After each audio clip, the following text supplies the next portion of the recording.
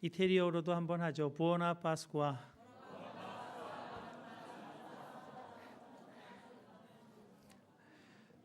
한국말로 인사하는 거랑 또 이태리어로 인사하는 건 분위기가 많이 다르네요. 감사합니다. 오늘 우리가 함께 읽은 고린도전서 15장은 부활장으로 잘 알려져 있습니다. 고린도전서라고 이름 붙여진 이 편지의 수신자는 그렇기 때문에 사도 바울이 개척한 고린도 교회 성도들입니다. 고린도 교회는 바울을 참 많이 어렵게 했던 교회입니다. 게바, 바울, 아볼로, 그리스도라는 여러 파벌로 나뉘어서 다툼을 하는가 하면 우상에게 바쳐진 제물, 고기 먹는 문제로 믿음이 약한 사람, 믿음이 강한 사람으로 나뉘기도 하고, 심지어는 교회 안에 음행의 문제가 심각했을 뿐 아니라 사도 바울의 사도성까지 의심하는 사람들이 교회를 어지럽게 하는 그런 어려운 교회였습니다. 그래서 고린도전서에는 이런 문제들을 바로잡는 바울의 훈계가 많이 담겨 있습니다. 그 훈계들을 쭉 이어하다가 15장에 이르러서 바울이 갑자기 부활 문제를 거론하기 시작하여 총 58절로 이루어진 짧은 논문 같은 그런 부활에 관한 증언을 담고 있습니다. 고린도 교회 안에 부활을 믿지 못하는 사람들이 있었다는 것이 그 동기가 될 것입니다. 고린도전서 15장 12절입니다. 그리스도께서 죽은 자 가운데서 다시 살아나셨다 전파되었거늘 너희 중에서 어떤 사람들은 어찌하여 죽은 자 가운데서 부활이 없다 하느냐. 그런데 부활을 믿지 못하는 문제가 부활 신앙의 문제로 그치지 않고 교회 공동체의 존립의 문제까지 미칠 만큼 부활을 믿지 못하는 문제는 사실 신앙의 모든 문제의 근원이라고 할 수 있겠습니다. 부활을 믿지 못하는 사람들 중에는 내가 직접 눈으로 보지 못했기 때문에 못 믿겠다 하는 사람들이 있었습니다. 아마 우리 가운데에도 눈으로 보지 못한 것을 어떻게 믿느냐 반문하는, 때로 의심이 드는 그런 마음을 가지신 분도 계실지 모르겠습니다.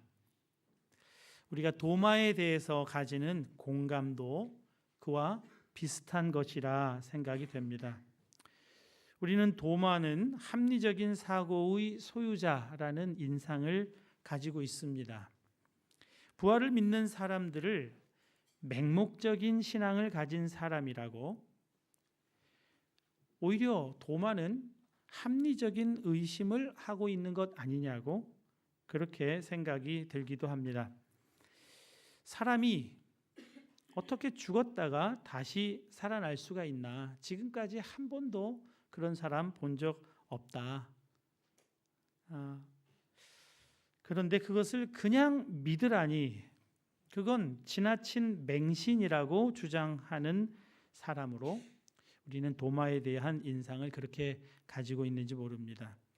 그러나 예수님은 도마의 이 소위 합리적인 의심을 바로 잡아주시는 말씀과 가르침을 그에게 주십니다. 내가 본고로 믿느냐? 보지 못하고 믿는 자가 복이 있도다. 그렇게 말씀을 하십니다. 그러나 도마의 문제는 맹신주의를 거부하고 합리적인 사고를 가지고 믿을 만한 증거를 가지고 있어야 그래야 믿을 수 있는 것 아니냐라는 주장을 의미하는 게 아닙니다. 그에게도 합리적으로 믿을 만한 증거가 없었던 것이 아닙니다. 여러분, 부활의 최초 증인이 누구죠? 빈 무덤을 처음으로 봤던 사람이 누굽니까? 마리아입니다. 여인이 빈 무덤을 보고 제자들에게 예수님이 부활하셨다는 소식을 전합니다. 그때 제자들이 믿었습니까? 제자들이 믿지 못했습니다. 아마 이 괜한 여인의 망상쯤으로 취급했던 것 같습니다. 그 뒤에 부활하신 예수님이 제자들에게 나타나셨을 때 제자들이 어디에 있었습니까? 문을 꼭꼭 걸어 잠그고 숨어 있었습니다. 유대인들이 두려웠기 때문입니다. 그들도 예수님처럼 잡혀 죽을 것이 두려웠던 것입니다. 마리아가 전한 복음, 예수께서 부활하셨다고 하는 그 증언을 전혀 믿지 못하고 문을 꽉 걸어 잠그고 숨어 있었습니다. 그들에게 부활하신 주님이 나타나셨습니다. 예수께서 오사 가운데 서서 이르시되 너희에게 평강이 있을지어다. 이 말씀을 하시고 손과 옆구리를 보이시니 제자들이 주를 보고 기뻐하더라. 제자들도 부활하신 주님을 보고서야 믿었다는 것을 이것을 통해서 알 수가 있습니다. 그런데 도마가 그 자리에 없었습니다.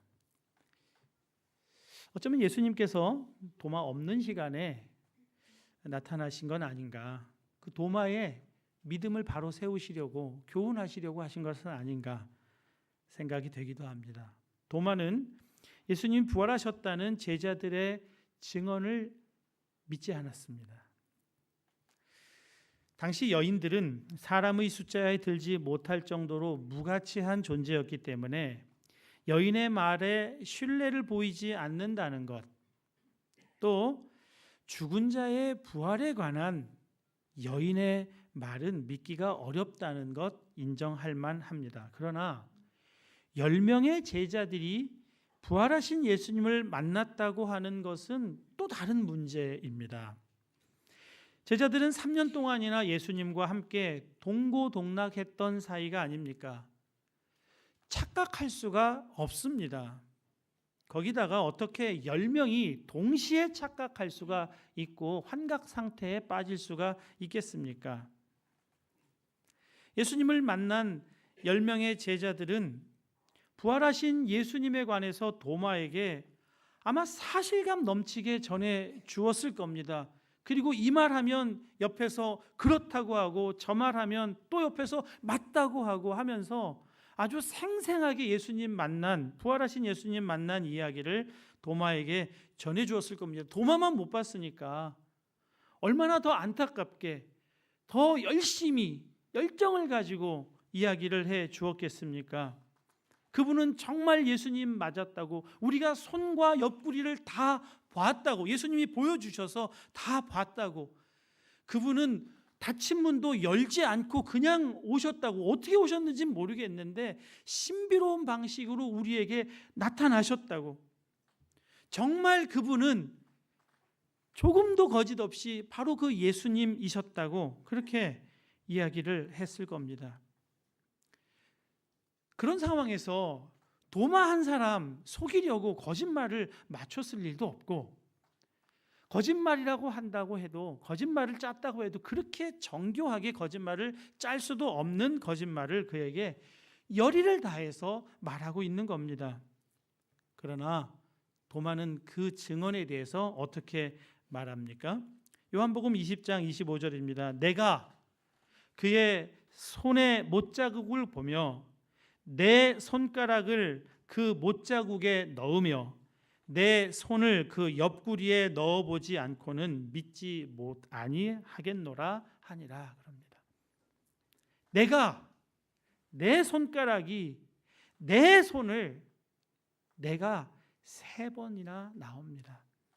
여러분, 도마의 문제는 맹목적인 신앙을 거부하고 합리적인 이성을 활용하여 신앙생활하자는 그런 주장의 문제가 아닙니다. 도마의 문제는 내가 자아의 문제입니다. 누가 무슨 말을 해도 내가 봐야지, 내가 직접 경험해야지, 그 문제인 겁니다. 예수님이 8일이 지나 도마에게 나타나십니다. 그리고 도마에게 내가 원하던 것을 한번 해라, 그렇게 말씀을 하십니다. 그러자 도마가 넣어보지도 않고 확인도 안 해보고 나의 주 나의 하나님, 그렇게 고백합니다. 그때 주님이 도마에게 말씀하시죠. 예수께서 이르시되 너는 나를 본고로 믿느냐? 보지 못하고 믿는 자들이 복되도다 하시니라.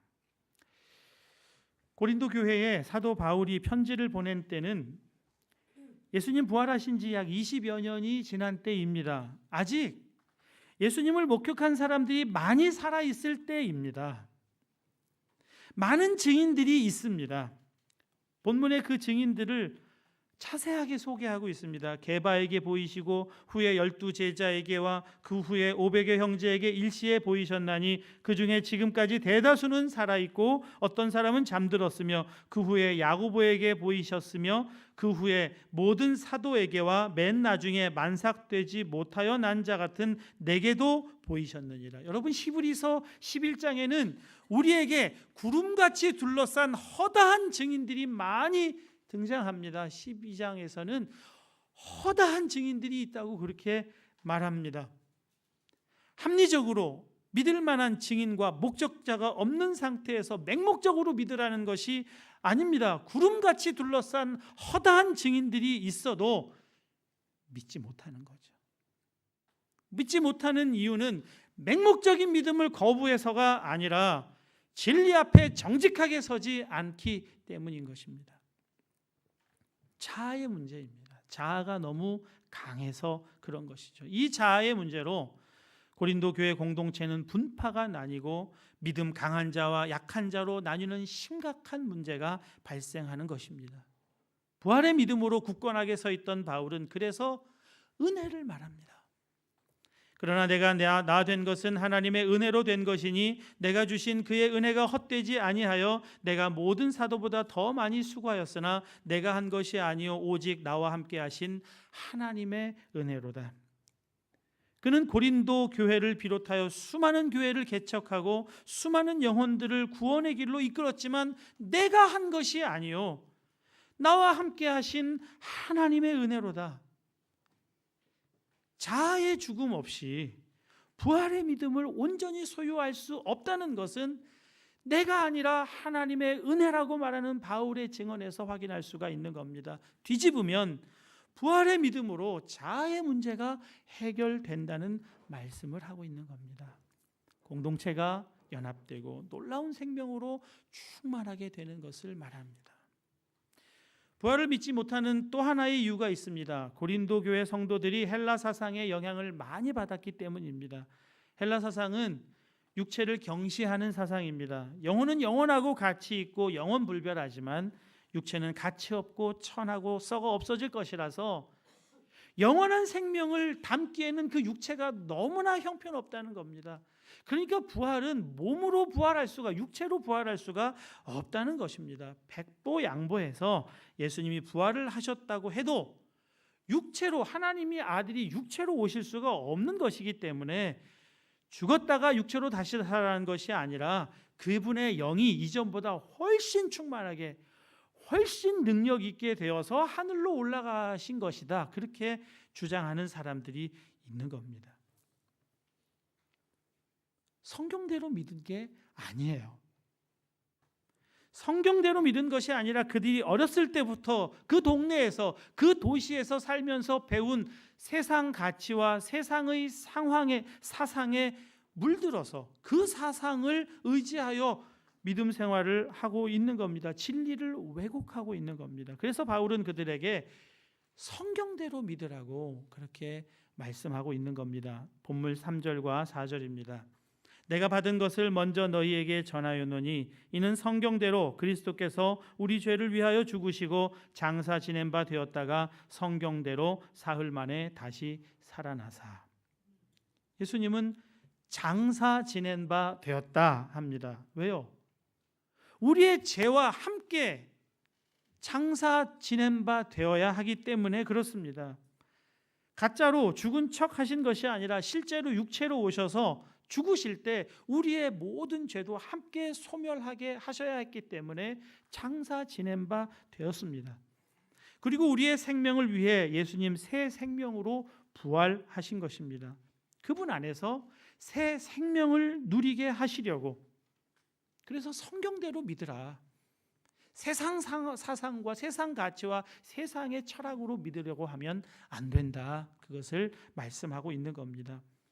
구약을 읽으면 예수님이 죽으시고 부활하실 것에 대해 이미 다 말씀해 두셨다고 성경대로 믿으라, 성경대로 믿으라 할 때 성경은 구약 성경입니다. 구약 성경만 읽어도, 구약 성경만 제대로 알아도 예수님 부활하신 것을 믿을 수 있다는 것을 말하고 있는 겁니다. 이사야 53장 5절 9절입니다. 그가 찔림은 우리의 허물 때문이요 그가 상함은 우리의 죄악 때문이라. 그가 징계를 받음으로 우리는 평화를 누리고 그가 채찍에 맞음으로 우리는 나음을 받았도다. 그가 강포를 행하지 아니하였고 그의 입에 거짓이 없었으나 그의 무덤이 악인들과 함께 있었으며 그가 죽은 후에 부자와 함께 있었도다. 예수님 죽으신다는 것을 이사야가 이미 오래전에 예언하고 있습니다. 성경대로 죽으셨습니다. 주의 죽은 자들은 살아나고 그들의 시체들은 일어나리이다. 티끌에 누운 자들아 너희는 깨어 노래하라. 주의 이슬은 빛나 있으리니 땅이 죽은 자들을 내놓으리로다. 땅의 티끌 가운데서 자는 자 중에서 많은 사람이 깨어나 영생을 받는 자도 있겠고, 성경대로 구약에서 말씀하고 예언한 그 성경 그대로 다시 사셨다는 거죠. 여러분, 부활이 이태리어로 파스쿠아입니다. 아까 파스쿠아 인사 잘 하셨죠? 영어로는 패스오버입니다. 무엇을 말합니까? 유월절 어린 양의 피를 문설주에 바른 집에는 죽음의 사자가 패스오버, 파스쿠아 지나갔습니다. 애굽 전역에 있는 모든 애굽의 장자들을 다 죽인 죽음의 사자가 어린 양의 피를 바른 집은 지나갔습니다. 어린 양이 누구입니까? 바로 예수 그리스도. 그분의 죽음이 죽음의 사자로부터 우리를 지켜준다고 벌써 구약에서 말씀하고 있습니다.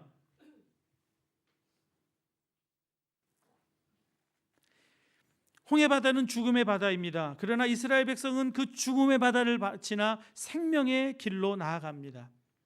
여러분, 구약 성경에 십자가와 부활을 가르쳐주는 말씀들로 가득합니다. 구약 성경에도 은혜가 있고 복음이 있습니다. 신약에 은혜와 복음이 명백한 이론으로 정리되어 있다면 구약에는 역사와 이야기라는 그림처럼 은혜와 복음을 풍성하게 전해줍니다. 신약이 뼈대라면 구약은 살과 같습니다. 우리의 믿음을 풍성하게 해주는 것입니다. 성경대로 믿을 때 부활의 믿음을 소유하게 된다. 그것을 말씀하고 있습니다.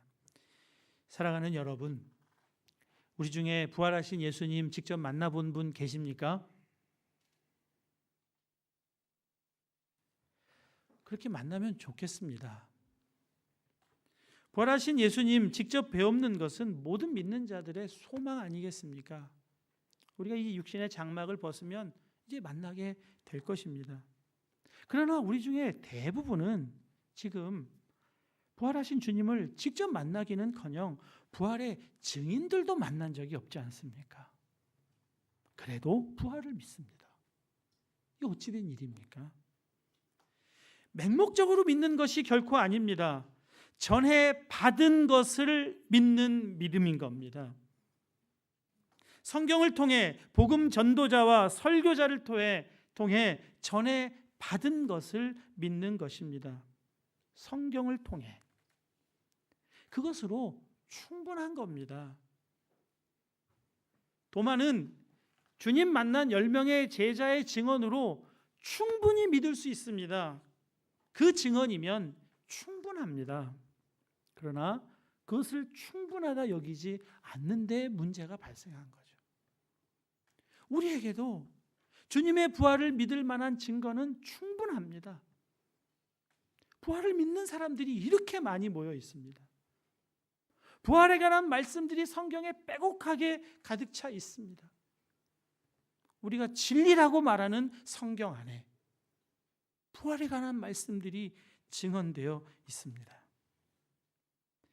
바울은 부활을 믿지 못하겠다고 하는 고린도 교인들에게 이렇게 말합니다. 고린도전서 본문 15장 1절 2절입니다. 형제들아, 내가 너희에게 전한 복음을 너희에게 알게 하노니 이는 너희가 받은 것이요 또 그 가운데 선 것이라. 너희가 만일 내가 전한 그 말을 굳게 지키고 헛되이 믿지 아니하였으면 그로 말미암아 구원을 받으리라. 교회는 전에 받은 복음, 그 복음, 부활의 믿음 위에서만 교회가 서게 되는 것입니다. 너희가 받은 것이요 또 그 가운데 선 것이라. 교회 공동체는 전에 받은 그 말을 지키고 헛되이 믿지 아니하면 구원받는다고 바울은 말하고 있습니다. 이것이 그렇게 문제가 많은 고린도 교회에 바울이 부활을 강력하게 증거하고 있는 이유입니다. 부활의 믿음이 서야 하고 그 부활의 믿음이 모두를 구원하기 때문에 그런 것입니다. 사랑하는 여러분, 부활의 믿음으로 다시 세움 받으실 수 있기를 축복합니다.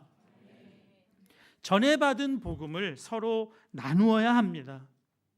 우리 다 전에 받은 복음이 있습니다. 감추어 둘 것이 아닙니다.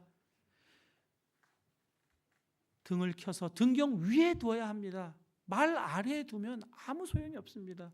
우리에게 전해진 복음, 비친 그 복음을 함께 나누는 일을 해야 합니다. 부활하신 주님에 대해서 서로 이야기하고 나누어야 합니다. 믿음은 들음에서 나며 들음은 그리스도의 말씀으로 말미암기 때문입니다. 들어야 합니다.